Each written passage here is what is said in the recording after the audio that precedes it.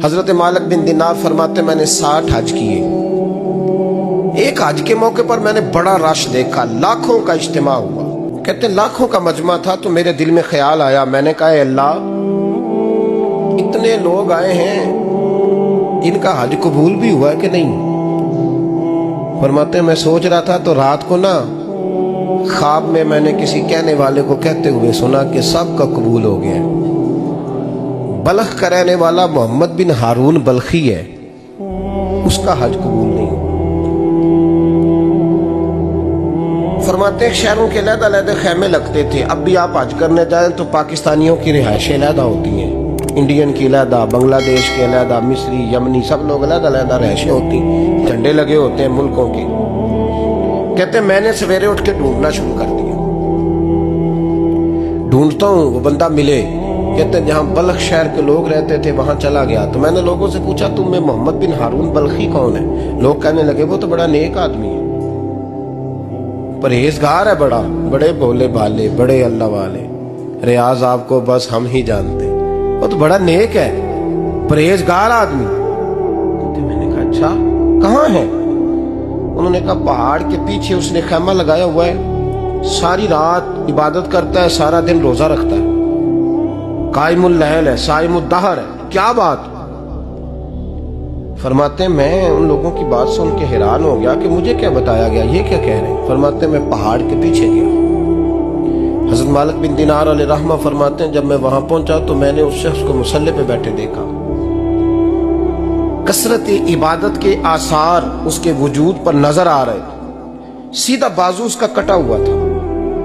फरमाते 2 रक्ते मुकम्मल करके ना मैंने उससे अस्सलामु अलैकुम कहा तो मुझे कहने लगा वालेकुम सलाम, आप मालिक बिन दिनार हैं। मैंने कहा बड़ी इसकी फिरासत है। फरमाते फिर उसने ठंडी सांस ली, कहने लगा आपको ख्वाब आई होगी कि मेरा हज कबूल नहीं। फरमाते मुझ पर और बिजली गिरी कि क्या कह रहा।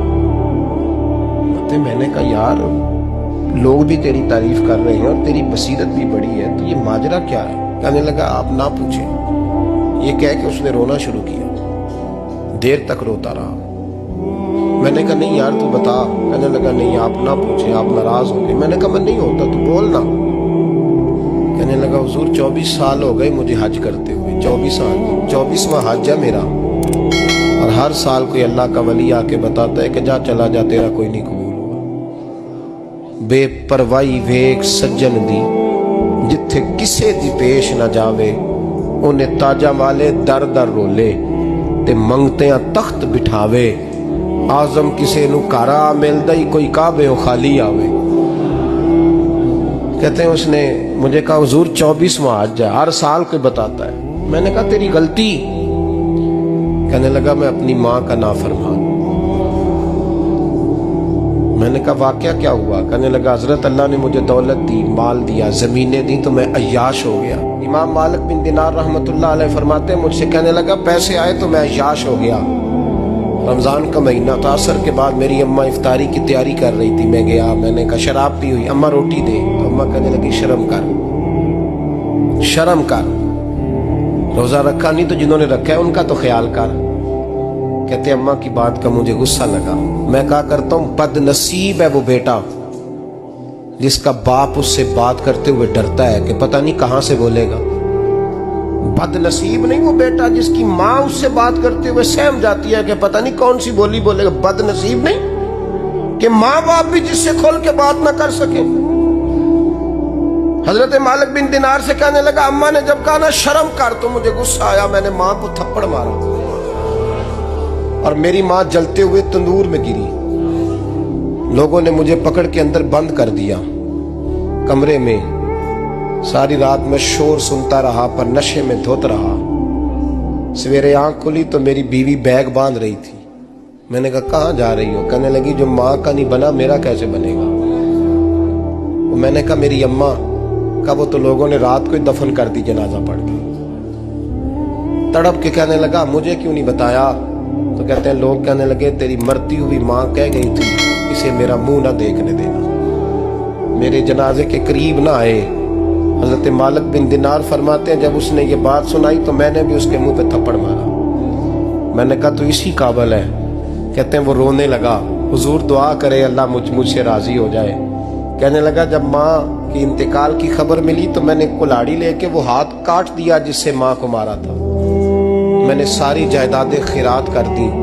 24 साल हो गए, 24 साल। सारी रात नमाज पढ़ता हूँ, रोजा रखता हूँ, हज करता हूँ, पर हर साल कोई आके कहता है जा दौड़ जा, तेरा कोई नहीं कबूल हुआ। हुजूर दुआ करे मालिक राजी हो जाए। फरमाते मैं थप्पड़ मार के आ गया। मैंने कहा तुझसे राजी हो जाए इतने जालिम से? इमाम मालिक फरमाते रात को आके सोया तो मुझे ख्वाब में रसूल पाक का दीदार हुआ। तो नबी पाक अलैहिस्सलाम ने फरमाया मालिक तू उसे मायूस क्यों कर आया है? अल्लाह तो बड़ा मेहरबान है। कहा हुजूर माँ के नाफरमान को माफी कैसे मिलेगी? तो इमाम मालिक फरमाने लगे नबी करीम ने फरमाया जा उसे जाके बता दे तुझे कयामत में तेरी माँ की वजह से बख्श दिया जाएगा।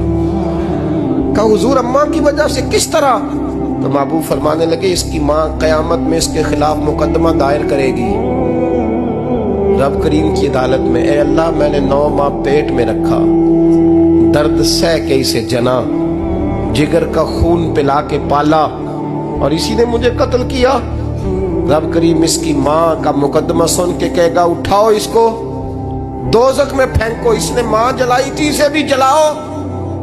महबूब फरमाने लगे जब पकड़ करके मालिक उसको मोहम्मद बिन हारून को लोग ले जाएंगे ना जहन्नम की तरफ,